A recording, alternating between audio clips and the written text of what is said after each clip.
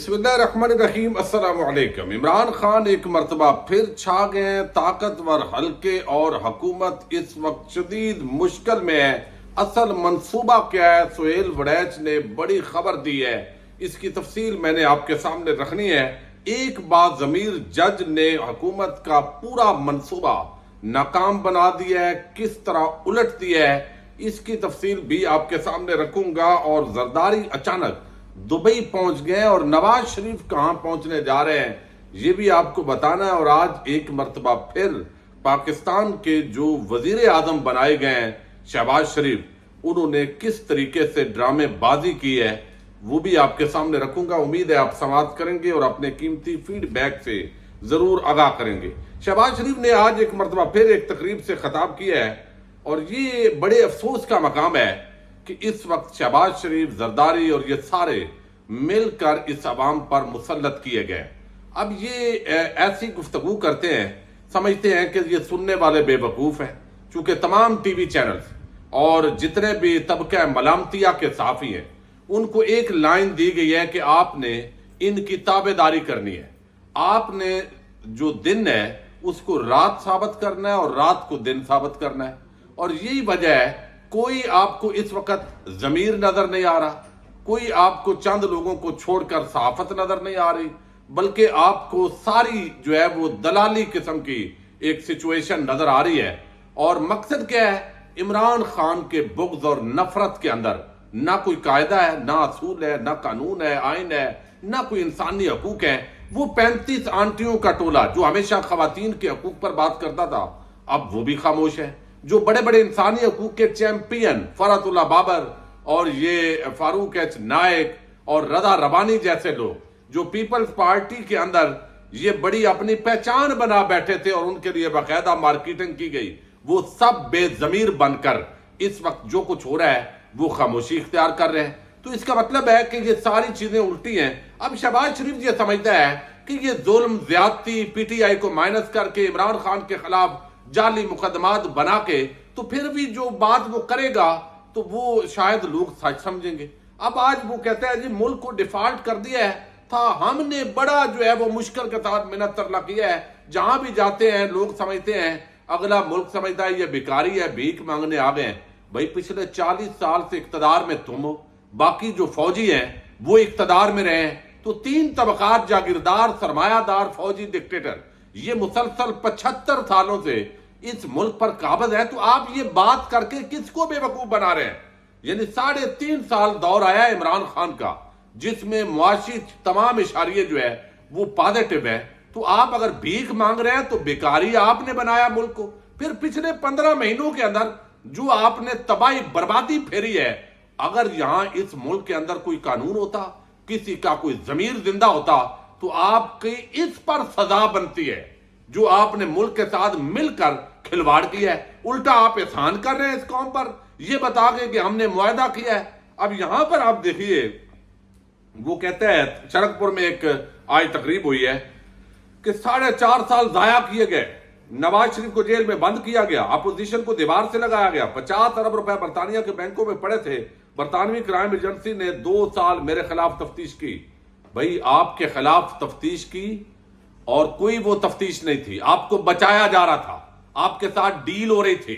आप जो 8 अरब और 16 अरब रुपए का जो मुकदमात नैब और एफआईए में है, आप कोई एक भी साबित नहीं कर सके कि वो कोई ट्रांजैक्शन जाली है, बल्कि अपने मुलाजम आपने लगाए, आपने मैनेज किया पूरे सिस्टम को और डील के तहत आप आजाद हुए हैं। इससे आप सच्चे साबित नहीं हुए, बल्कि आप कन्विक्टेड जो है वो आपका टैग बनता था, लेकिन आप हमेशा डील के जरिए निकले हैं। अब यहां पर जो है वो कहते हैं वो पैसा पाकिस्तान के खजाने में आने के बजाय सुप्रीम कोर्ट के अकाउंट में। भाई सुप्रीम कोर्ट भी पाकिस्तान की है, जाइए सुप्रीम कोर्ट में दरखास्त दीजिए कि वो रकम हमें वापस करें। इसका इमरान खान के साथ वो क्या आपको, यानी इमरान खान कहां खा गया है, वो तो कोई बात नहीं है। अब ये हमने दिन रात मेहनत की और ये किया, भाई आपने दिन रात मेहनत नहीं की, आपने मुल्क को मुआशी कंगाल किया। चलता फिरता पाकिस्तान, तरक्की करता पाकिस्तान, तरक्की का पहिया आपने रोका और सिर्फ इसलिए कि इमरान खान चूंकि पॉपुलर लीडर था। आप जैसे लोग सूट करते हैं हमारे इदारों को, ताकि जो काणे होते हैं, जो करप्ट होते हैं, जो इस तरह के लोग होते हैं, تاکہ ان کے ساتھ ڈیل کرنا آسان ہوتا ہے، ان سے بوٹ جو صاف کروانے ہیں وہ آسان ہوتے ہیں۔ تو یہ ڈرامے بازیاں اس طریقے سے جو ہے وہ کر رہے ہیں۔ اب زرداری جو ہے وہ پہنچ گئے ہیں دبئی عام ملاقاتوں کے لیے۔ کس سے بھائی؟ دبئی، پاکستان کے اندر یہ ملاقاتیں کیوں نہیں ہوتی؟ دبئی کے اندر ملاقاتیں ہوتی ہیں۔ اب بندہ سوچتا ہے یار نواز شریف سعودی عرب میں ہے تو شاید دوبارہ کوئی ان سے ملاقات ہونے جا رہی ہے، تو اس وقت تک نواز شریف سعودی عرب سے دبئی نہیں آ رہے۔ یہ خبر آپ کو دے رہا ہوں، بلکہ یہ آ چکی ہے اب تو۔ وہ سعودی عرب سے 25 تاریخ کو اب تک کی اطلاعات کے مطابق وہ لندن روانہ ہو رہے ہیں۔ تو زرداری صاحب یہاں کس سے ملاقاتیں کرنے کے لیے آئے ہیں؟ اس وقت اقتدار کی جنگ ہے، اور جنگ یہ ہے کہ بھئی بلاول کو وزیر اعظم بناؤ، دوسری طرف یہ ہے کہ نواز شریف وزیر اعظم بنے گا، اور یہ سارے جو ہے عمران خان کو مائنس کر دو، اسی کام کے اندر لگے ہوئے ہیں۔ تو دوسری طرف نواز شریف جو ہے وہ لندن روانہ ہو رہے ہیں، اور مریم بی بی جو ہے وہ روانہ ہوں گی پاکستان۔ 2-3 مہینے وہ چلائیں گی یہی جو کھیل اور تماشا کہ آپ کا لیڈر نواز شریف آ رہا ہے، جلسے جلوس ہوں گے۔ پی ٹی آئی کے لوگوں کو آپ شیر کو پنجرے میں بند کر کے گیدڑوں کو آپ کھلا چھوڑ دیں اور وہ کہنا شروع کر دیں کہ ہم شیر ہیں، تو بھئی وہ پھر بھی آپ شیر نہیں ہیں، آپ گیدڑ ہیں۔ چونکہ شیر تب ہے، آپ مقابلہ تب ہے جب عمران خان کے لیے بھی وہی فیلڈ ہو اور جو ان کے کینڈیڈیٹس ہیں ان کے لیے بھی فیلڈ ہو، تاکہ فری اینڈ فیئر الیکشن ہو۔ ایسے الیکشن کی کیا کریڈیبلٹی ہے جو اس وقت تماشا کیا جا رہا ہے، اور یہ ملک کے ساتھ کھیلا جا رہا ہے، یہ ملک کے ساتھ اس وقت جو ہے یقیناً کھیلا جا رہا ہے۔ تو اب یہ جو ہے وہ پہنچ گئے ہیں زرداری اور نواز شریف۔ اب ایک جو جج صاحب ہیں انہوں نے جو فیصلہ دیا آپ سن چکے ہیں بہت سارے دوستوں سے، لیکن اس کے اندر جو خاص طور پر انہوں نے بات کی ہے کہ 9 مئی واقعات کے حوالے سے، یہ ایڈیشنل سیشن جج ہیں اسلام آباد کے، 9 مئی کا واقعہ ہوا، عمران خان جو ہے وہ رینجر کی کسٹڈی میں، اور اس کے بعد یہ سارے جو ہنگامے ہوئے اس میں اتنے 22-30 مقدمات عمران خان پر ڈال دیے گئے۔ تو اب انہوں نے لکھا کہ یہ جو درجنوں مقدمات ہیں یہ مزے کا خیز ہیں اور بدنیتی پر مبنی ہے، یعنی حکومت کا وہ سارا بیانیہ ایک بات ضمیر جج نے، جو اس وقت بھی انسانی حقوق اور قانون کے ساتھ کھڑا جج ہے، اس نے یہ الٹ دیا ہے۔ یہ ایڈیشنل سیشن جج ہے فرق فرید بلوچ، انہوں نے کہا 9 مئی واقعات پر عمران خان کے خلاف بنائے جانے والے کیسز اور وہ شہادت جس کی بنیاد پر ہر طرف پراپوگنڈا کیا جاتا ہے کہ فلاں جے آئی ٹی نے قصوروار کہہ دیا اور فلاں نے یہ کہہ دیا، اب یہ کہتے ہیں کہ جو ہے وہ یہاں پر یہ مزے کا خیز ہے اور بدنیتی پر مبنی، اور مقصد صرف گرفتار کر کے حد کی عزت کے علاوہ کچھ نہیں ہے۔ یہ عمران خان کے وکیل انتظار حسین پنجت تھا، انہوں نے بھی ان کی تعریف کی ہے، اور یہ پنجاب حکومت کے پراسیکیوٹر فرحاد علی شاہ نے کہا کہ چیئرمین پی ٹی آئی عمران خان کی گرفتاری مطلوب ہے، لیکن یہ منصوبہ بھی الٹا ہے۔ تو اب یہاں پر یہ ایک جج جو ہے وہ اس وقت پریشر میں ہے، ججز بھی، لیکن یہ بات انہوں نے درست کی ہے۔ کوئی ادنا سا طالب علم قانون کا وہ اس کو تماشا سمجھ رہا ہے، لیکن ظاہر ہے ایک عجیب قسم کا ماحول ہے، کچھ بولیں گے تو پھر ذرا گستاخی ہو جاتی ہے۔ اب ایک اور بڑی عام خبر ہے، اور یہ سہیل وڑیچ صاحب جو ہے، یہ دیکھیے سہیل وڑیچ بیسیکلی نون لیگی وکیل ان کو کہا جاتا ہے، پیپلز پارٹی کے ساتھ بھی ان کا تعلق ہے، عمران خان کے تو یہ مخالف ہیں۔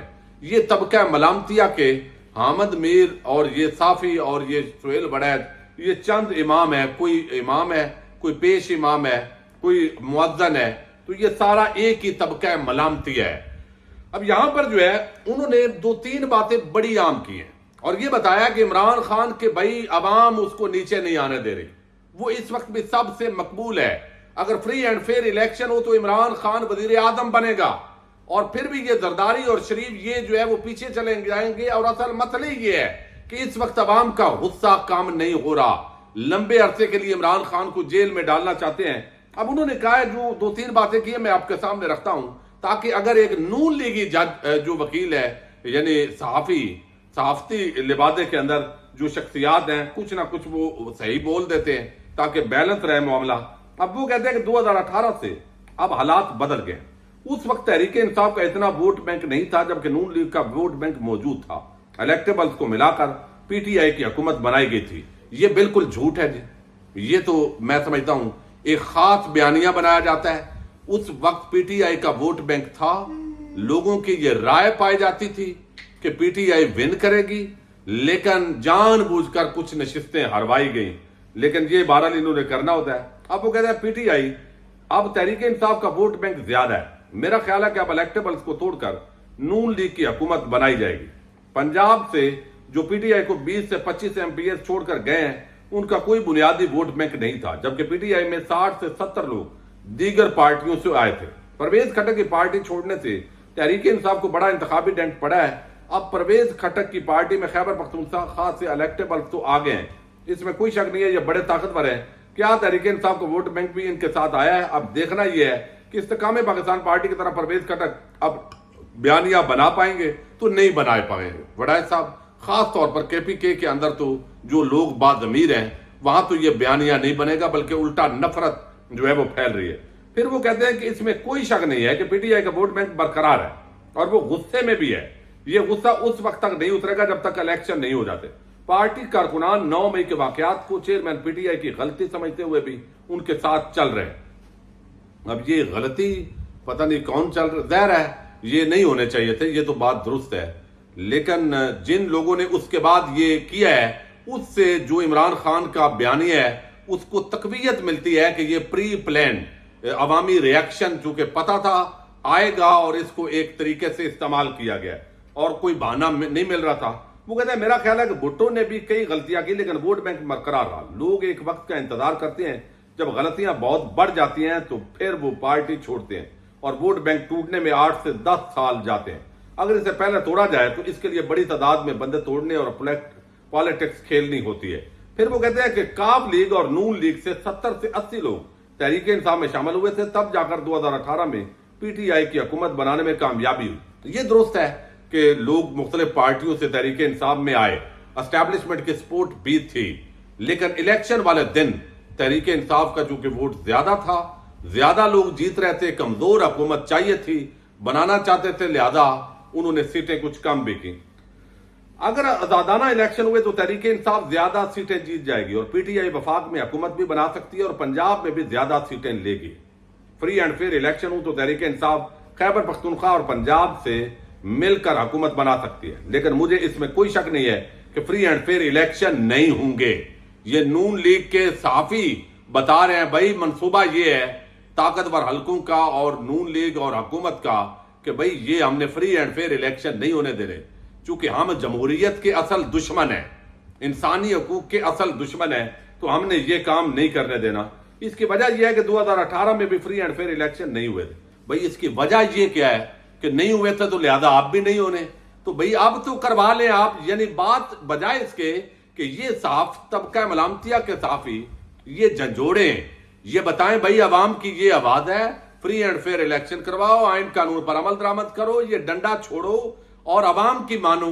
الٹا یہ دلائل دے رہے ہیں اس حق کے اندر کہ بھئی یہ توڑو پارٹی، پھر ہوگا یہ بات ہوگی. تو چیئرمین پی ٹی آئی نائل ہو جائیں یا انہیں جیل بھیج دیا جائے گا، شاید وہ الیکشن کمپین بھی نہیں کریں گے. اور یہی سب پچھلی دفعہ نواز شریف کے ساتھ بھی ہوا تھا، انہیں نائل کر کے جیل بھیجا گیا تھا، تبھی جا کر نون لیگ کے الیکٹیبلز ٹوٹے تھے. اب یہ پورا منصوبہ جی بنا دیا ہے کہ نواز شریف کے ساتھ بھی یہ ہوا. نواز شریف کی تو کرپشن، چوری، ڈکیٹی آج تک وہ رسیدیں نہیں دے سکے. عمران خان کے خلاف بھائی اس طرح کا ہے بھی کوئی نہیں، تو پھر بھی آپ نے جیل میں ڈالنا ہے، تو اس سے بدلہ لینا ہے آپ نے. یہ عجیب لاجک ہے. بہرحال یہ مخالف جو صحافی ہے وہ بھی مان رہا ہے، نون لیگی صحافی بھی، کہ بھائی یہ اصل فری اینڈ فیئر الیکشن ہو تو عمران خان جیت گیا. اب لیکن جیتنے نہیں دینا، دیکھتے ہیں کیا ہوتا ہے. اجازت دیجیے گا، اللہ حافظ.